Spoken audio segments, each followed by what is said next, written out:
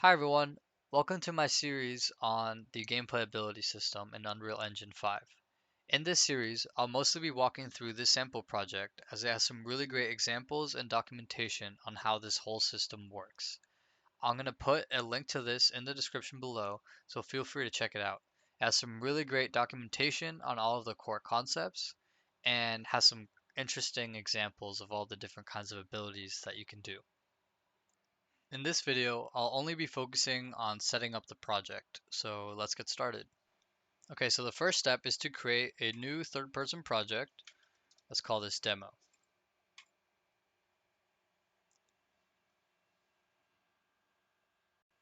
Okay, so the first step is to enable the ability system plugin. Okay, now the next step is to paste these three strings into this Build.cs file, but this is not going to exist until you create a new C++ class. Now, we're going to want to have an asset manager, so we might as well just create that now. We'll put this in public and I'll call this demo asset manager.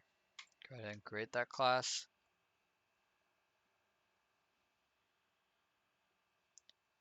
Hit OK, and let's go edit it.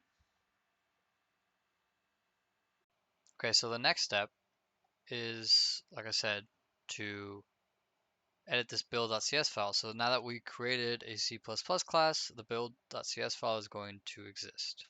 We'll open it up and paste those three strings into it. So copy this, paste, and just to be sure, private dependency module names matches this right here. Okay, great. So now we will want to refresh our Visual Studio project file. So to do that, we'll close this out, hit Tools, and hit Refresh. Okay, now that the project has been refreshed, we can open up the project in Visual Studio Code again.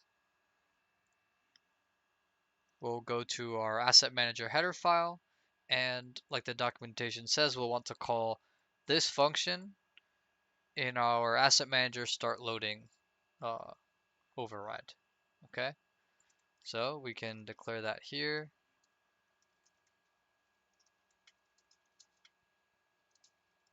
Like that. And this function will basically get called on initial load. Okay, now for the implementation, let's copy the name of the class, paste that there, then the name of the function,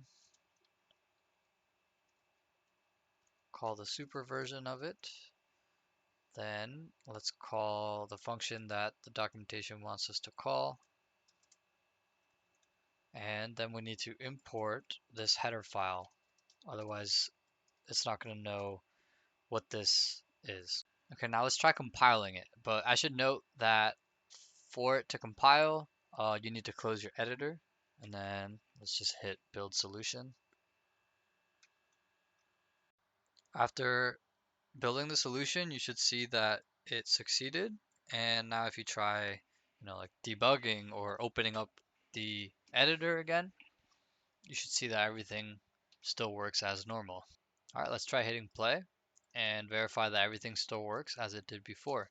This means that we successfully set up the gameplay ability system in Unreal Engine 5. Please like and subscribe if you found the video to be useful, and stay tuned for the next videos as I'll hopefully show you how we can recreate abilities like these.